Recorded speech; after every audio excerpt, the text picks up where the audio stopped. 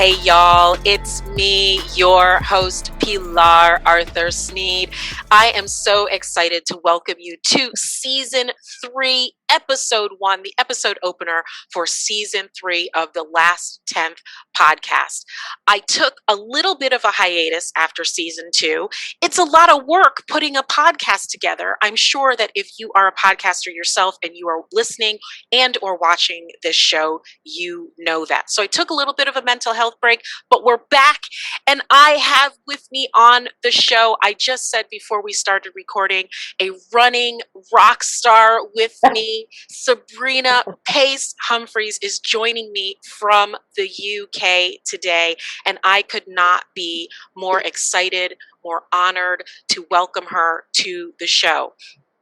Just in case y'all don't know, Sabrina is co-founder of Black Trail Runners. She is an ultra marathoner, a mom, a grandmom, which I cannot believe. That blows my mind. So, Sabrina, welcome to the show. Thank you so much for being here today. Thank you so much. What an introduction. I'm already on cloud nine. Thank you. It's when you say it out loud like that, it takes me back, because I don't think of myself as anyone special at all, and I'm not. I'm just a woman trying to do the best she can and kind of step forward in greatness, as I said earlier. Absolutely. But all of those things are true. So. It is true. It is true. You are like a running rock star. So, I mean, we out here look up to you, us runners of Black women. We're looking up to you, and I said before the show, so like I'm equal parts trying to do my job as a professional interviewer, but also hold in my fangirl just a little bit, and not be like,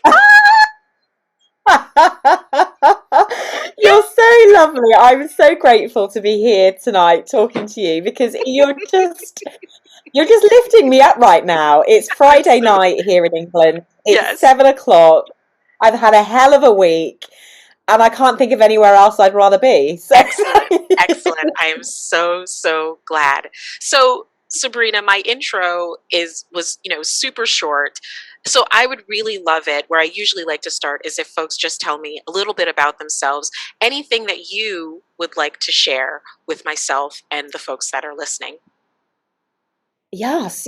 So my name is Sabrina, and I'm 43, and I'm a mother of 4, and I'm a grandmother of 2 with another grandchild on the way, and then my third grandbaby is due in October. I have to say this, and please believe me, 11 years ago, I hated running. I would not run. I would not run the length of myself. I was a gym bunny. I had my 4th baby, and I put on 5 stone. I love eating. I love food. I've always loved food. And that's something that people kind of can't believe, bearing in mind what I do now with ultra running. But it was not my sport of choice at all. I would be in the gym, and I would be on the step machine, and I would be whoo. And I only took up running 11 years ago because I had been diagnosed with, I think in America you call it postpartum depression, but it's postnatal depression. And I was in a really, really dark place, and my doctor had said to me, in order to kind of get some headspace for yourself, away from the children, away from the family, just for you, why don't you try jogging? And I can remember saying, oh my God, like I really don't want to, but I was so mentally ill. I would try anything. Yes. And that's where it started. It started from a hatred of running, and then understanding little bit by little bit the power of the human body, of the expression of what was going on in my mental health that took place while I was physically moving my body. Yes. So that you go from there to running the Marathon Des Sables in the Sahara desert, 250 kilometers over 6 days, carrying everything you need on your back. Yes. It seems like such a a journey, but it really comes from a kind of passion that I have to express and to manage my own mental health Mm. through the physical activity that I choose to do day to day to day. Um, and yeah, I guess I came to it late. I had 4 children by then, but it has been transformational, and it led to me. One of the proudest things I can say right now is it led to me joining with 6 other co-founders last July, and founding Black Trail Runners. And Yes. it is everything to me, Yes. to ask the question as to why there is a lack of diversity in trail running, why there is a lack of Black people in trail running, Mm. and to ask those uncomfortable questions, and to, over the course, it seems like forever, but over the course of 9 months, to have built a community, to Yes. have campaigned, to be working with children, to be working with promising Black athletes, to be Yes. starting to host in the UK group meetups. It is everything, everything, Yes. everything. And Yes. one of the things I'm most proud of that I've ever done is to have that initial conversation with a co-founder and say, hey, do you think we need to step up and do something about not seeing people that look like us out on the trails? Yes. Yeah, it's been transformational. Absolutely. Absolutely amazing. So there's so much. Yeah. I want I want to go back to when you were faced with this diagnosis of postpartum depression or prenatal depression, and those initial moments when you set out to go out on a run. How was that journey for you? Because I remember when I first started, I'm also a late to life runner. I started when I was 43. I'm 49 now. So No. yes, I am. I'll be 50 in December. It's crazy. No. I swear to God. I swear to God. I'll be 50 this year. It's insane. So when you're late to life and you're starting out on this journey, it feels like there, and also being a woman of color, it feels like there's so many hurdles that you're having to overcome, right? Like, you go out there and you're going into these predominantly white spaces, and maybe you're a little bit overweight, and so people don't expect you to be there, etc., etc. So tell me about.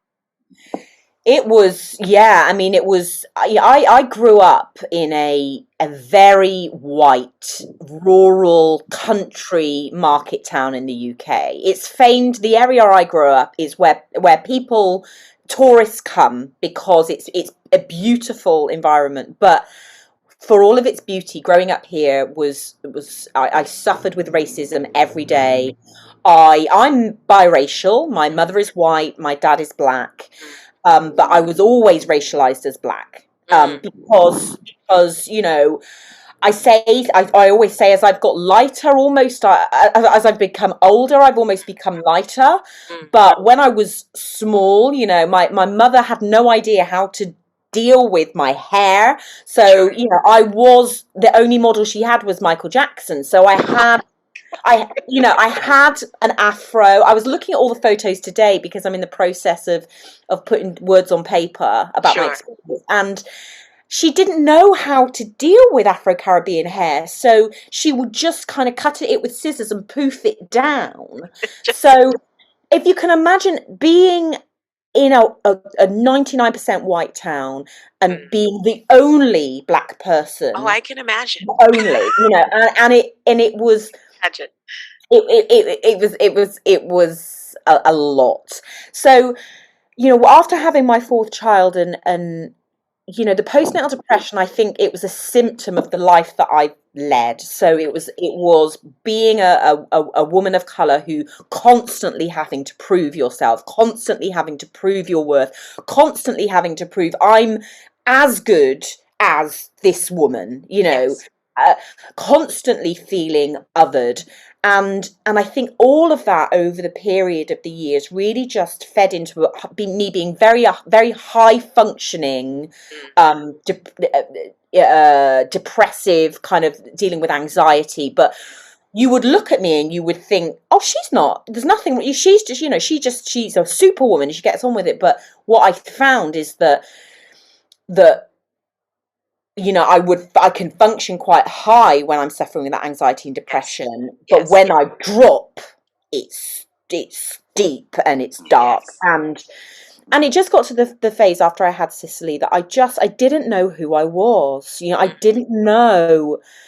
didn't feel a connection with the baby, and I had put on so much weight, and I can remember when that doctor said to me, go out jogging, and I can remember sitting in the doctor's office and crying and saying, I've let myself go so much, I don't know who I am anymore.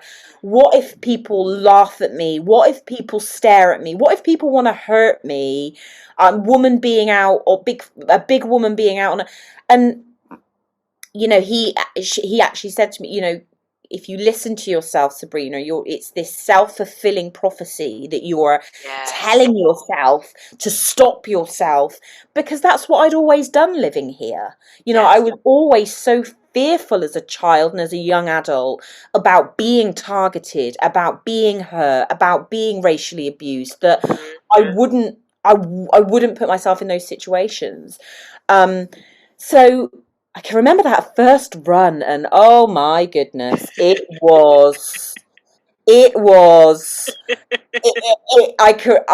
did a mile, I can remember, and it was before Couch to 5K, it was before there were apps, it was before there wasn't, I don't even remember there being the internet, to be honest with you. And I thought I'll walk for 1 minute, I'll run for 1 minute, or I'll move faster for 1 minute. Yes. And oh my goodness, my heart felt like it was blowing out of my chest. I can remember thinking, I can't do half a mile. And I can remember saying to myself, and that your breathing goes too fast and you're sweating and you've worn the wrong clothes and your shoes are wrong. Shoes was not right. I had a massive chest. And I can remember I got halfway and I found a railing. I can remember this railing, and I was leaning over it. If we're on the podcast, people won't be able to see me, but I was leaning and my head in my hands. And I can remember I got a text message when I got back from the run, when I was kind of just lying on the sofa, kind of almost half dead, thinking, what have I just done to my poor body? And it was a male friend of mine, and he said, Sabrina, it looked like you were blowing out of your behind. What's wrong? What happened? And I said, I was just trying to run. And honestly, he was like, so much. He was like, I was going to stop the car, but you looked in such a state.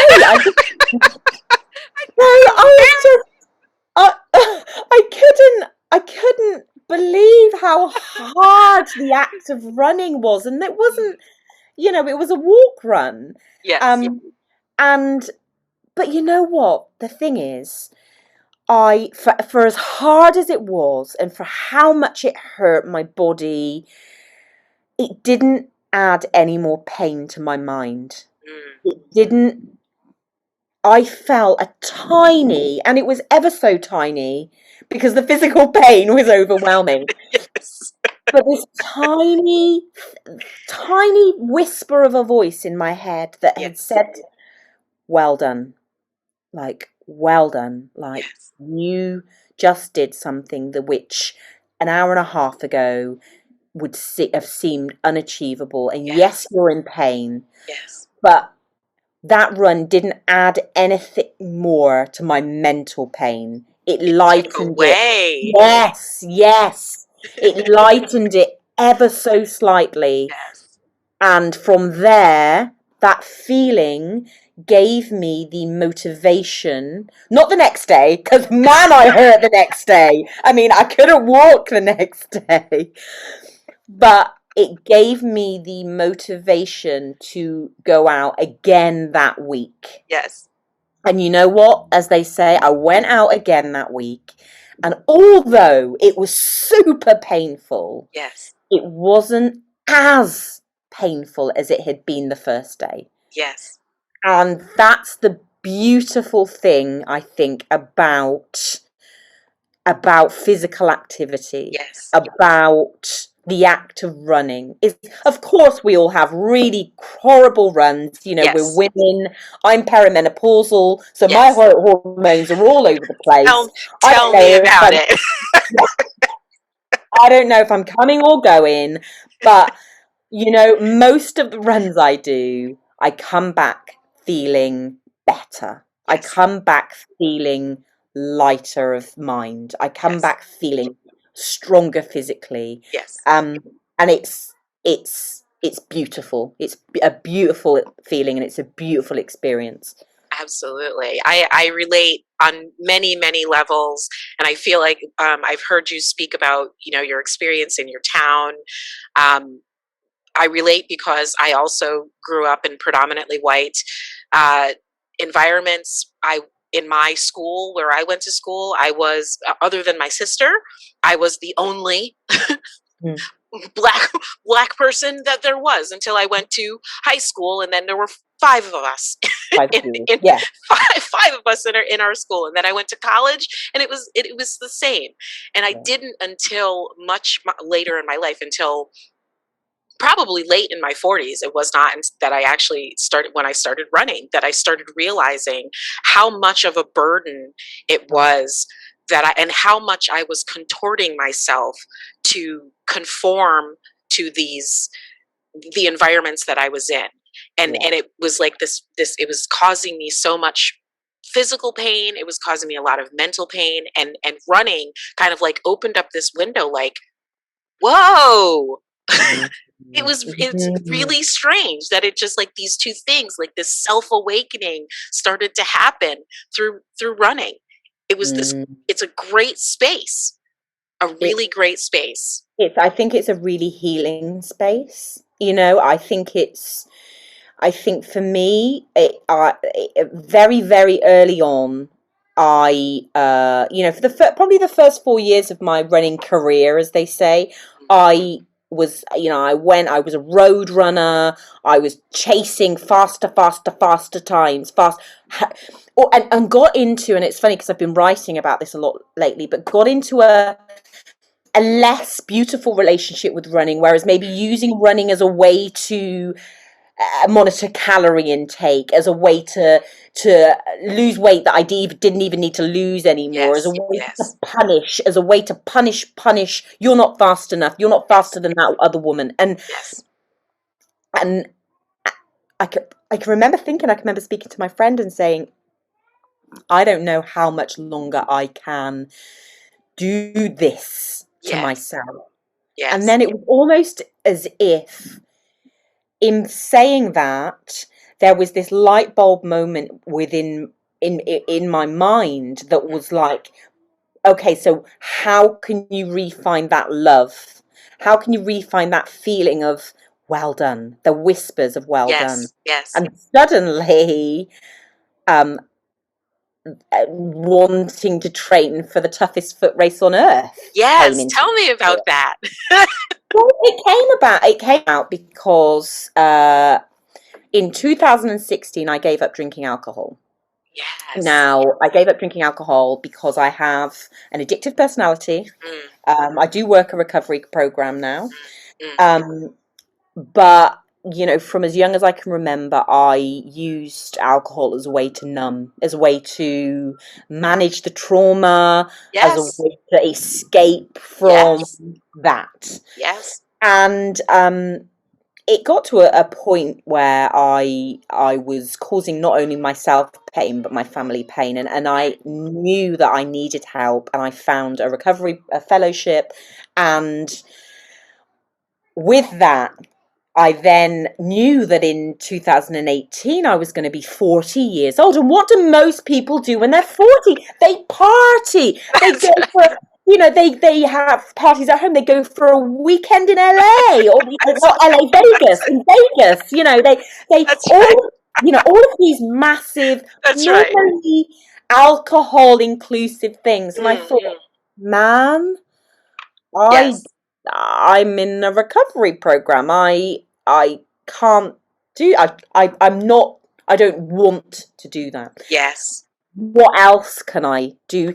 And I wanted to do something that made me feel, to celebrate who I was, to celebrate my body, to celebrate that I made it to 40. Because Yes. you know, there are times when you're going through such trauma, especially when you're a woman of color or a man of color, and you're dealing with this everyday mental and physical attacks, that you think, I don't know much longer I can take. I'm going to admit I it. just can't do this Just anymore. Yes.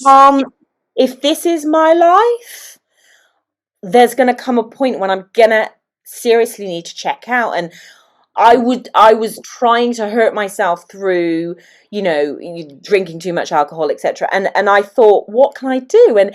And it's so funny, I was raised a Roman Catholic. Same. And Talk about a whole nother level of guilt. Yes, sister. Guilt, trauma, It's all just wrapped up into one. And the God that I grew up with was spoken to me as a punishing a God, as a it wasn't the notion of God that I have now. And I can remember I turned on the television and I was flicking through the channels and I was kind of just and I came across this documentary which was about a UK Olympian called James Cracknell, and it was titled "The Toughest Foot Race on Earth." And I swear to God, I watched it and I was like, why would anyone do that? Why would you run in the 50-degree heat? Why would you run in the desert? Why would you run 250 kilometers over 6 days? These are all things I had never done. I'd never done it. On trails, so you're on sand dunes and dry riverbeds and Jebel, which are mountains, and you carry everything for the whole 6 days on your own back. What? It was, and I can remember watching it, and it had footage of his feet, and it had the state his feet got into. It had footage of him on the long day. And the long day at the Marathon Des Sables, you do 2 marathons all in one go. And most of the competitors are out during the night. And it took me to different levels of darkness. And I watched that, and I'm really snake phobic as well. So I was just like, oh my God, and there'd be snakes there. And what if a snake got into your sleeping bag? And I can be quite a drama queen with things like this. But it finished, and you know what? Just like that little voice in my head after that first run said, well done. There was this little voice that was like, I wonder if you could do that. I wonder. And that wonder grew. Because then I started to research it. Then I started to read stories of women who had done it. Then I started to look at how much it cost, because, from an access point of view, these big races, I think it's what we say in Black Trail Runners is a big issue. The big reason that our community aren't represented because not white, high socio-economic, financial disposable, it's a fact. And these, the Marathon Des Sables costs, and this is just the cost of the race is £4,500. Wow. And that's not kit, that's not training, that's not food, that's just so you can see how prohibitive these things are. Just to get in. But it was I had always been quite savvy with money. I always save money, and it was something I knew that I needed to try. So I saved like a beast. I didn't buy any shoes. At that time I still loved high heels, and I still loved bags, and I still loved looking pretty in a dress. And I thought, no, I need to get the deposit together for this race. And 6 months later, I was in front of a laptop like I am now, Yes. 9 o'clock in the morning, as soon as registration opened, Yes. on it, and I got in for 2018. Wow. And it was the hardest training process, because I don't live in the Sahara Desert. That's I right. live in a green and pleasant land, and we don't have sand dunes. And it rains a lot here, and it's really cold. So you have to put yourself in situations, and the nearest place to the UK that we have that kind of replicates the Sahara is Lanzarote, a Spanish an island, a Canary island, and so it involved trips over there. I had to go and train in a heat chamber in the local university who had a sports science department. So all of these things were pushing me beyond any experience that I'd been before. Wow. And they say when you're training for something like that, just to make it to the start line is like a massive thing, because many people don't. They get injured. Yes. If things happen in their family life where they have to pull out. So actually making it, I can remember standing on that start line on the first day and thinking, I'm here. Yes. I'm on the start line of the toughest foot race on earth. What the hell am I doing here? What the hell am I doing here? And then you're off. You start, the Patrick Bauer, who is he created the race. He's this French, silver-haired, very tanned. He's not black. He's just very tanned because he's been in the Sahara a lot. But he stands on top of his Land Rover, and his signature song is AC/DC Highway to Hell. Yeah. So that song is played on the tannoy as they're counting down, and it was just, I'd only ever seen that on the television, and to be there, yes, and to look up as you're running over the start gantry, and it's Patrick Bauer, and he's kind of giving it to them on top of this. It's the most surreal, but one of the most special experiences that I've ever, and I think nothing's topped that yet. Nothing's topped. Not yet, except for the Ramsey's, what is it? Except for the Ramsey Round. Okay, let's talk about it.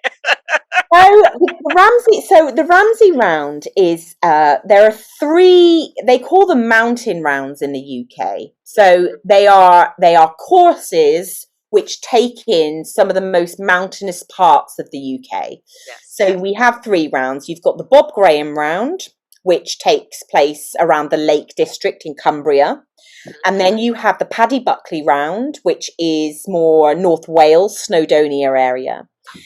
And then you have the Charlie Ramsey Round, which is in Fort William.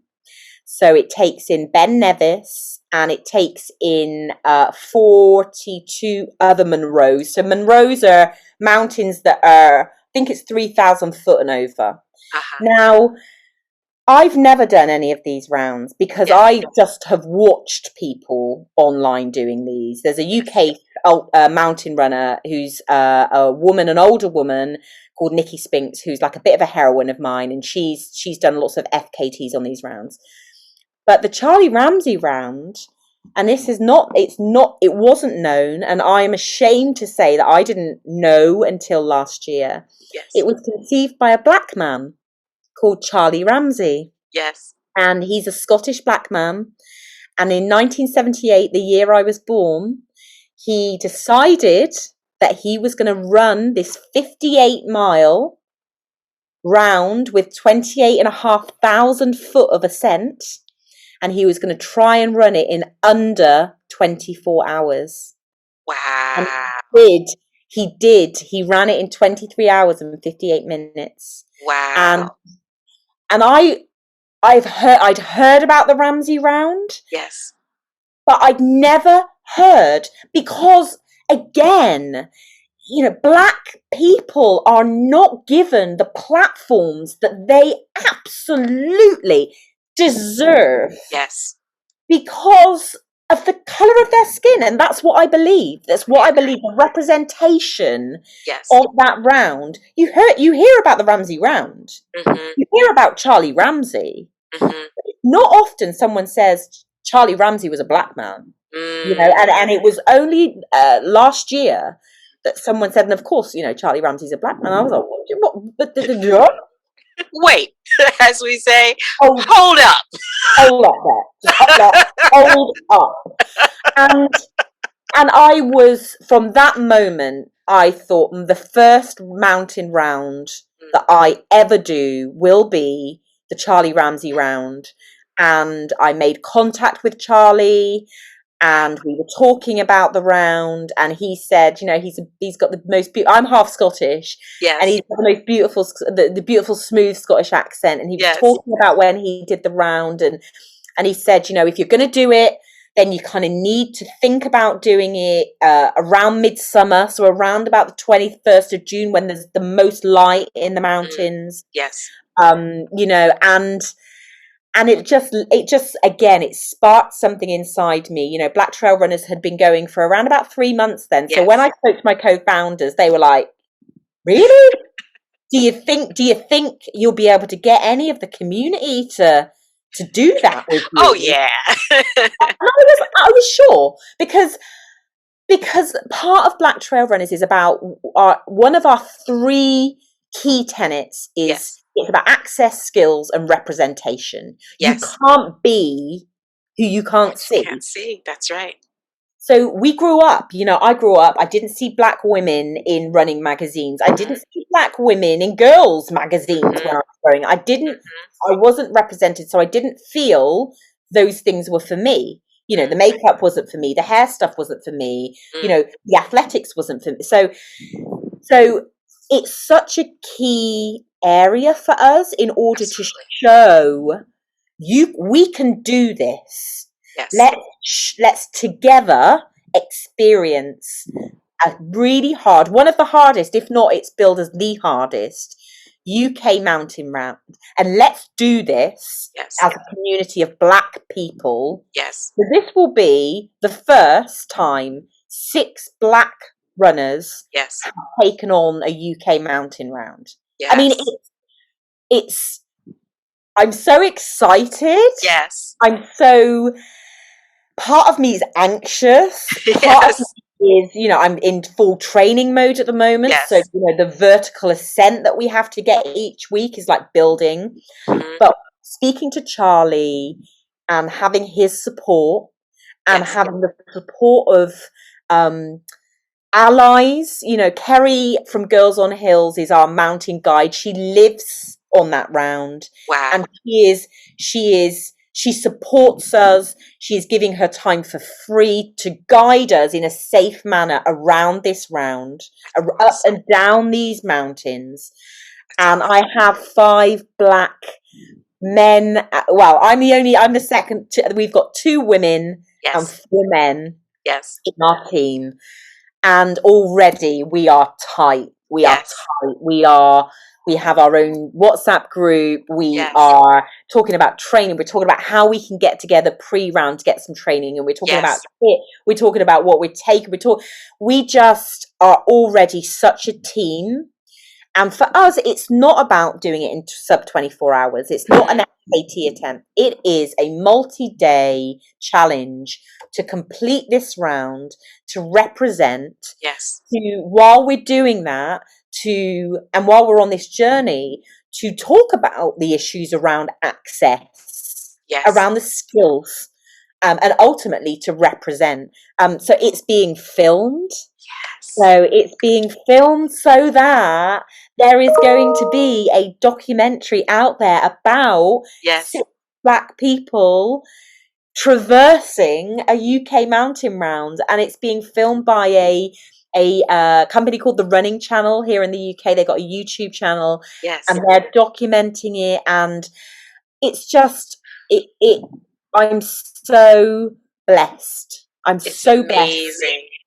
It's just amazing. Everything. It's Amazing. everything. And Charlie's coming to talk to us the day before we go out. He's probably going to be out on the round at some point, and he'll definitely be there at the end. And that is going to be so emotional. Yes.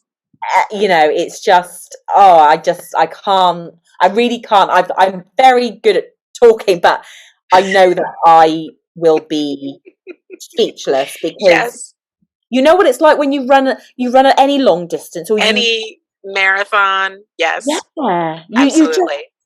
People ask you, what's it like to run a marathon, or what's it like to run? and you're like,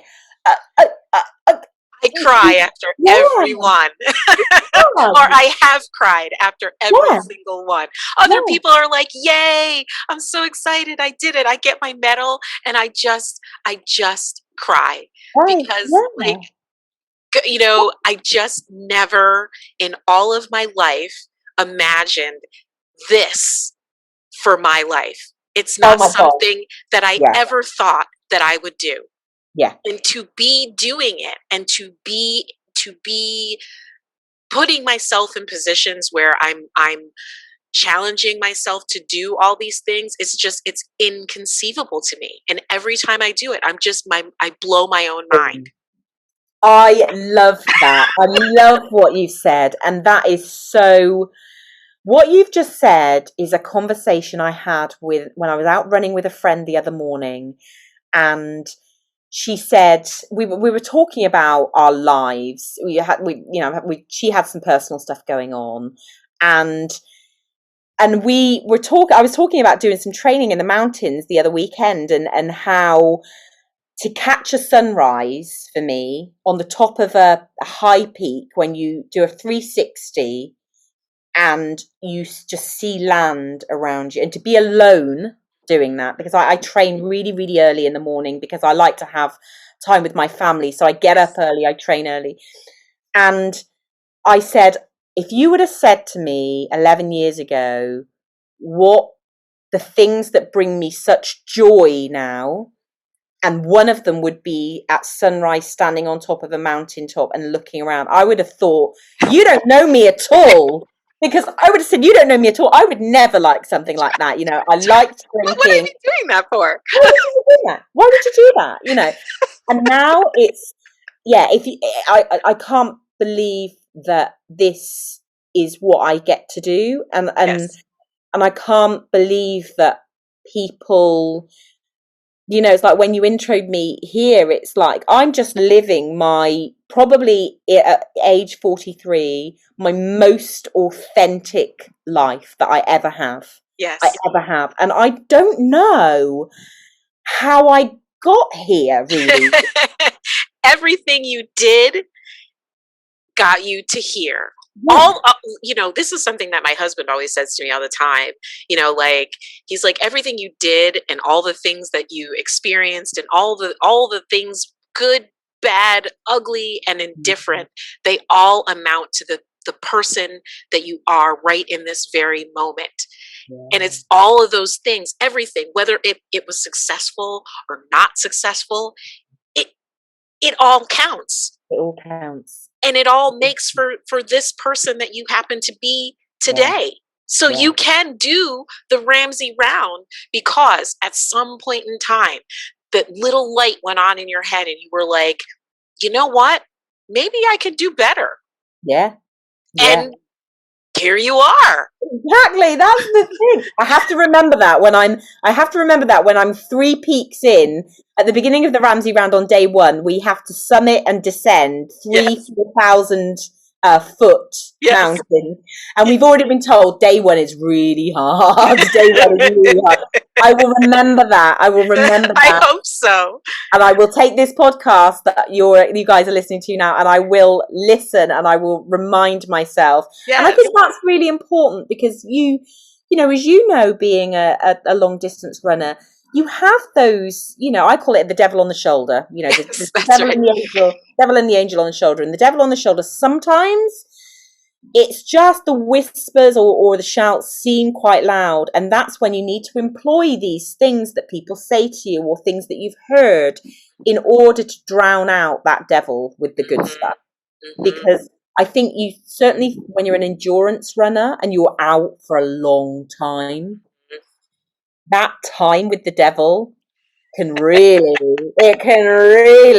take you to dark places. And it happened on that long day. It happened on that long day in the Marathon Des Sables for me. And what I had done for myself for that happening before I even went to the Sahara is I had asked my children to draw me pictures, the little ones, draw me pictures. And I can remember pulling when I was on my knees in the middle of a sand dune at about 2 a.m.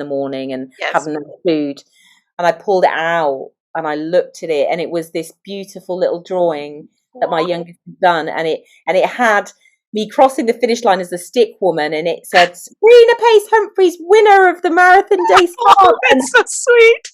And it was all I needed to remember the real reason that I was there doing that. And ultimately, it's yes, it's for me, but ultimately it's to inspire my children and anyone that needs it, because I am not, you can do it. If you're listening to this and that voice is saying to you, don't go out, don't lace up your trainers, you're too fat, you're too thin, you're too black, you're too, that stuff stops you, and it is incestuous if you allow it, and you allow those voices to take over.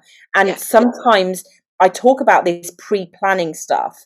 Get something ready that you can pull out, or a great podcast, or a person that you respect or inspires you to listen to remind you that you are great, that you are this creature, this being that is here for a reason. But ultimately, there are always going to be people, and sometimes it's the committee in your own head that want to push you down. And you have to pre-plan ways in order to help yourself in the absence of anyone else out of that. Absolutely right. Absolutely right. So let's talk a little bit more about Black trail runners and these 3 pillars of Black trail runners. I don't consider myself to be a trail runner yet. There's always time. But I do run on trails. I actually call myself the accidental trail runner, because last summer I was training for a virtual marathon, and I was looking for this trail, but it wasn't the trail, and I wound up jumping over stumps and trees, and I was just like, I did not intend to have this be my run, but this is what happened, and I really, really enjoyed it. So I'm doing my first ultra this summer, so it's gonna happen. But I'd love to hear more, about these 3 pillars. And so we believe that the reason that Black people don't trail run isn't because they don't like trail running. There's this massive misconception, and it's a very ignorant response, which says, well, if you want to trail run, all you need is a pair of trainers. It's like running. Well, if you want to run, all you need is a pair of trainers. It's the biggest myth ever, because when it comes to trail running, especially when it comes to trail running, when you're a minority, or when you're considered a minority, because I don't see Black people as being the minority at all. Right. We believe it comes down to 3 things, and it's access, skills, and representation. And let me break down. So access is about, as in the UK, it's kind of commonly known, if you're a Black person, you are going to potentially be earning financially less than those of your white counterparts. Same in America. Yeah, it's the same in America. There are barriers to us being on senior management teams, being, chief executives, etc., etc. And those barriers aren't to do with the fact that we're not intelligent enough to do it. Right. It's about race. It's about institutional racism. It's about systemic racism. So therefore, when it comes to access, case in point being something like, I use the Marathon Des Sables as a case in point, £4,500 race. Some people can pull that money out of their bank account and pay it all up front. That's right. A lot of people can't, and a lot of Black people who, as we've said, are are in a lower kind of financial bracket, even though they're working just as hard. So the access to be able to afford transport costs to get you to the trails, to have the if you want to do a trail race, to be able to afford the entry fee. And not just that, with trail races, trail is different to road. You would be ill-advised to just step on a trail in a pair of green Dunlops. You need to have a pair of shoes that are going to give you some grip. That's right. Different than road shoes. Different than road shoes. That's right. The trail running, in terms of from a kit point of view, you've got a pair of trail shoes, or if you're out on the trails, then you're probably, because you're using up more energy because you're up and down, you're gonna need maybe a bag to carry some food and drip water in. If you're out on the trails and you're not close to a shop, you're close to somewhere that you might get covered, you might need a jacket, a lightweight jacket. You don't want to. So these are all barriers to access, because ultimately, as a Black person, if you don't have access to people who already do that and can say, why not borrow my coat, or why not, here's where you can get a coat that's going to do the job but maybe isn't like £200. That's right. It's not $140, whatever. That's it. So from an access point of view, these are things that stop people even thinking, I'm going to have a go. Because it's like, well, if I don't have the kit, I don't even know what the kit is that's needed. I don't know where to go to access trails, because none of my community do this. Yes. I'm not seeing, so I'm not represented. That's right. on the websites, or in the media, or on the front covers of these magazines. So subconsciously and consciously, you think, is this for me? Is this for me? Is this a safe space? That's right. For me to be?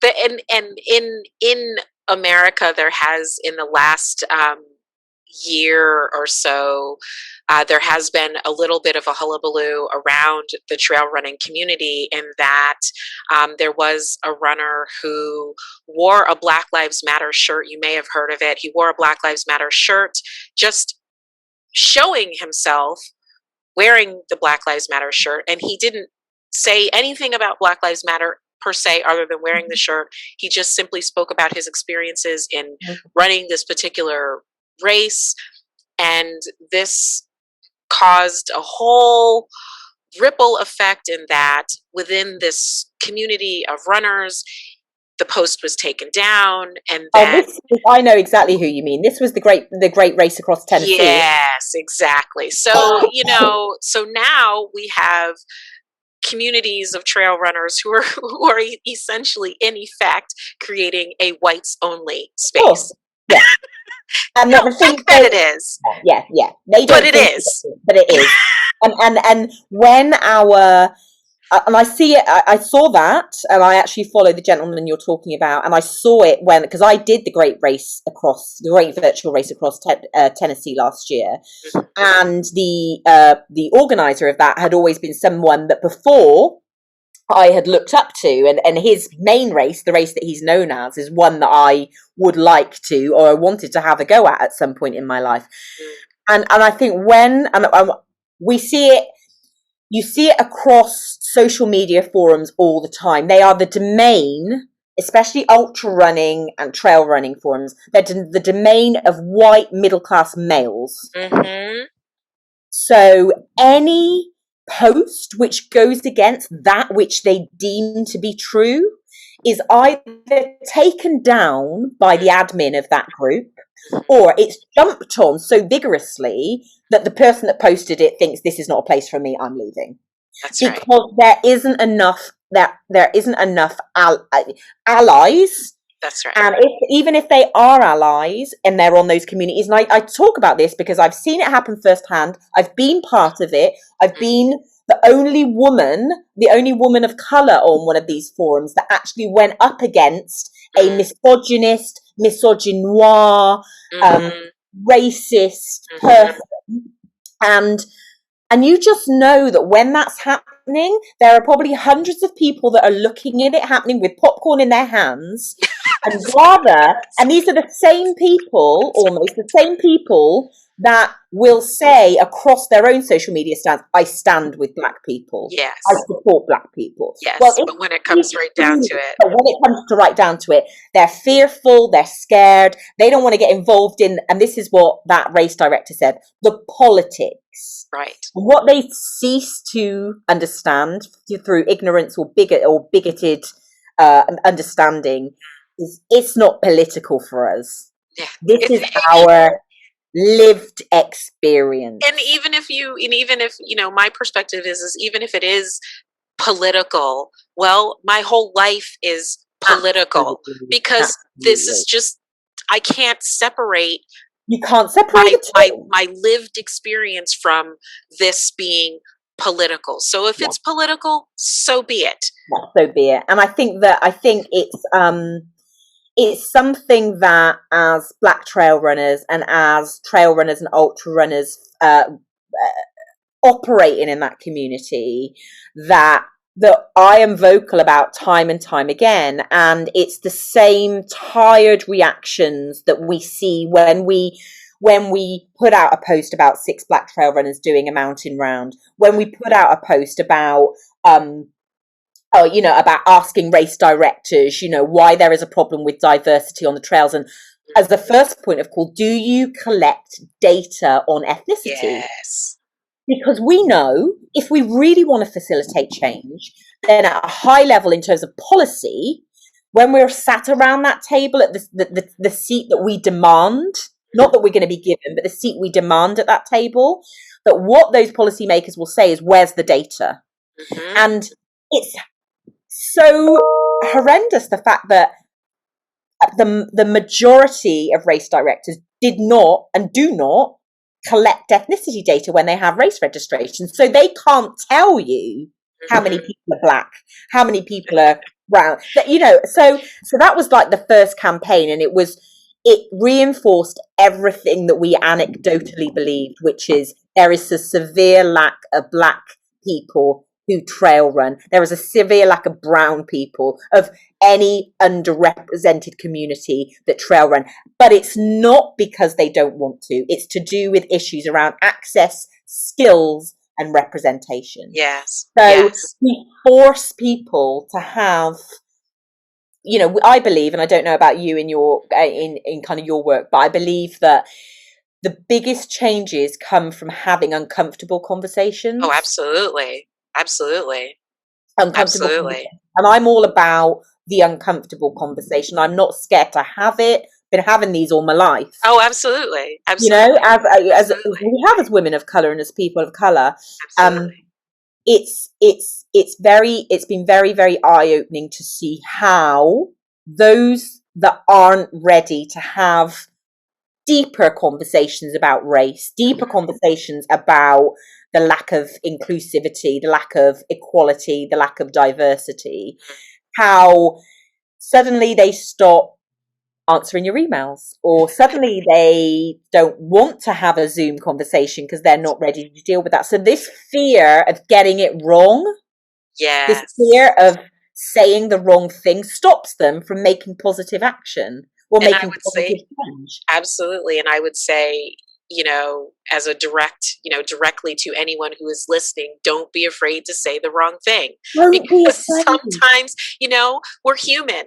And the only way that you can address something that is quote unquote the wrong thing is to get it out of your head, out of your mouth, and someone can say, hey, look, I don't really think that that's the appropriate thing. And then you can either then it's in that moment that you can choose to be humble and say, you know what, I didn't know. And you can make changes and go forward to make it better. Or you can choose to be like, well, you know what, it's not the right thing to say, but I'm going to stick with it because that's the way I think. And you know what, it's so true. And it's so important that you say that for anyone listening, because what I found in the what I found, I think, since the rise of the Black Lives Matter movement and the murders of Ahmaud Arbery, Breonna Taylor, George Floyd, and then everything we've seen over the last couple of weeks and even today across the pond, and it was a real Pandora's box opening moment for me. Whereas for years I had been as a mixed race woman, racialized as black in this very white town.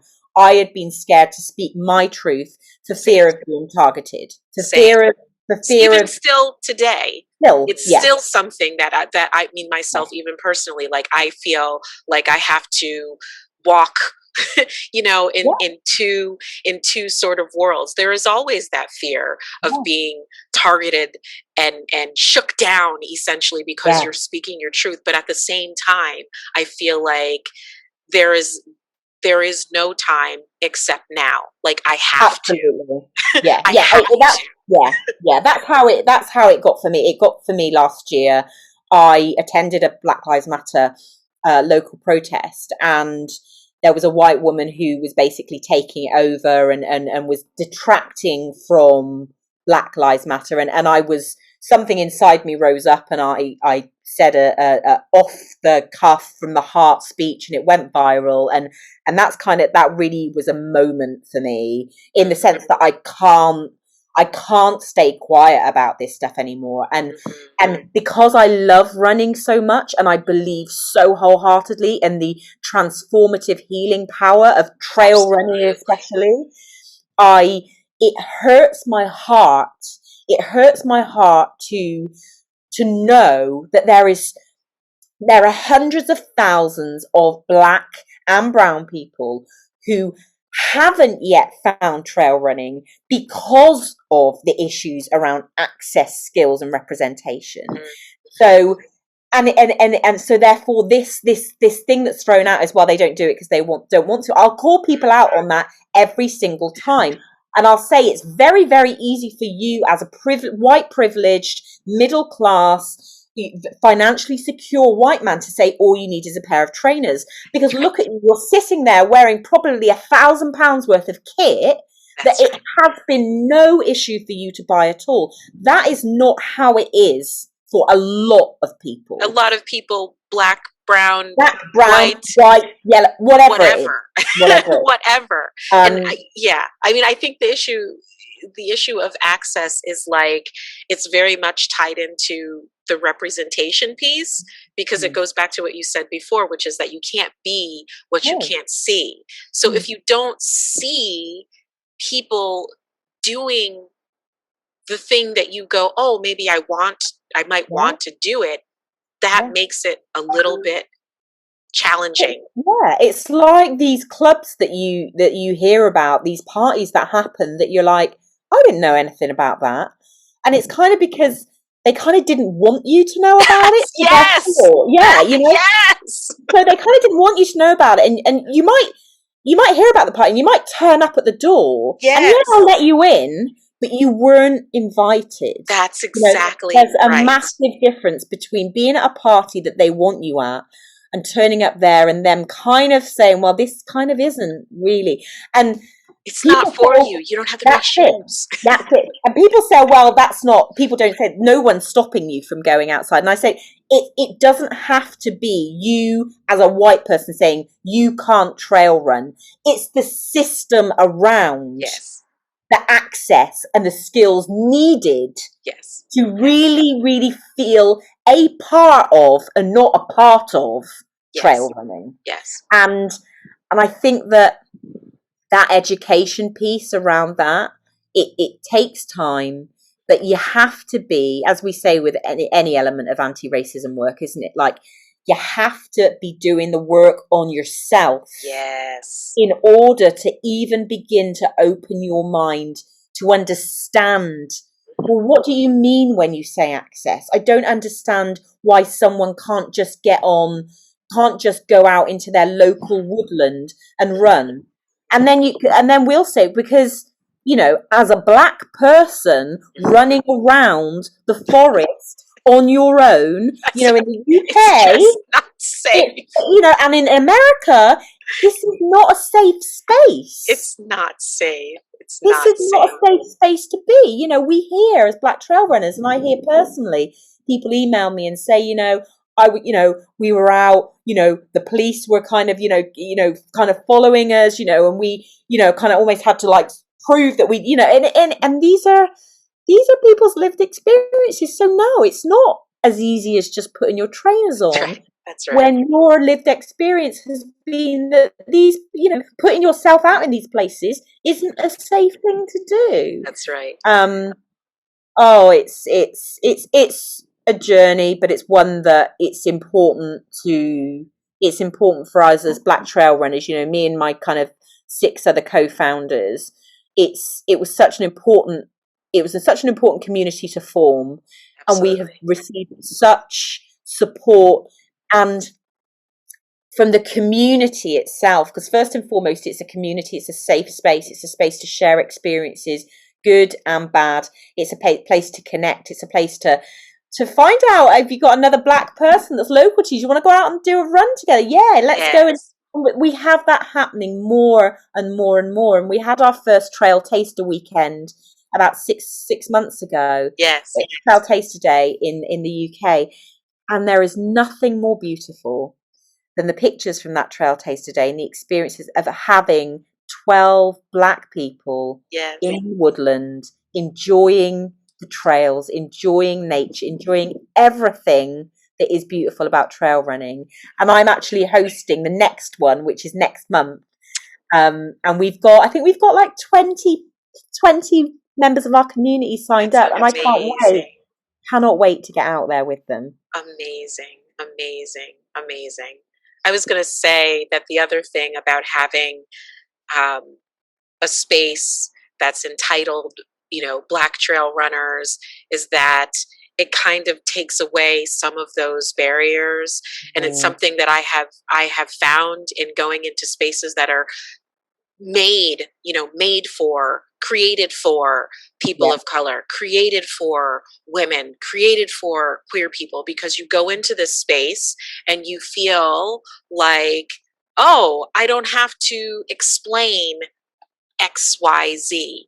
And it's not even necessarily, as you said, where you're like, you're explaining it outwardly, like you're having to make the, do you understand? You just get to just show up, and you're like, oh my gosh, I feel so comfortable because these are my people. These are my people.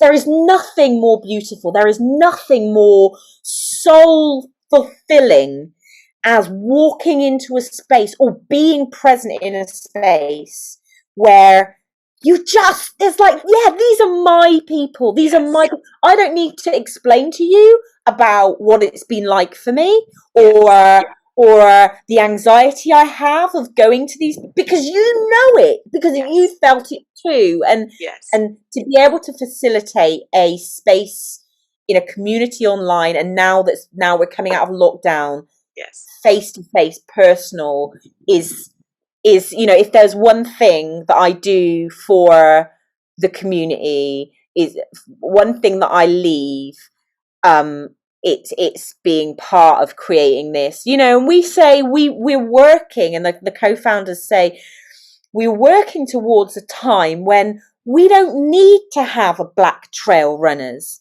because it's all trail runners. There is no underrepresentation, because these issues are towards access, skills, and representation. They've been worked upon day to day. They've been, we've increased representation. We've increased numbers. The trails are somewhere that Black and brown people and underrepresented groups feel this is our place too. We belong here too. That's right. And I yearn for that day. Will it come in my lifetime? I don't know, but I have to have hope that the work, that the pieces that we're putting in place will lead to that, because that's what we want. We're not about, and this is what we say, we're not about being divisive.